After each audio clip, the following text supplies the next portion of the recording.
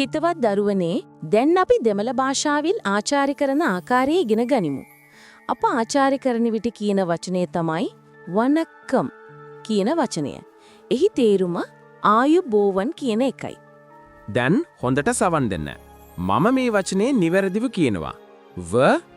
නක්කම් වනක්කම් නක්කම් වනක්කම් නැවතත් කියමු. හොඳ ආචාරශීලී ස්වරයකින්. වනක්කම්. මේ වචනය කියන විට අපි සිංහලෙන් ආචාර කරන ආකාරයටම දෑත් එකතු කරලා ආචාරශීලී ඉරියව්වක් පෙන්වන්න ඕනේ. එය ඊටා වැදගත්. මම ඔබට ආචාර කරන්නම්.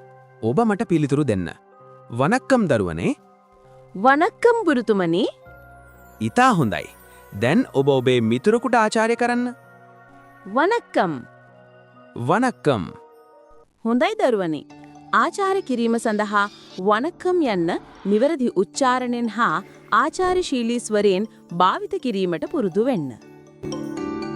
විශිෂ්ට සාමාර්ථ දෙසාම වෙහෙසන සිසුන් සඳහා පදනම ප්‍රකාශන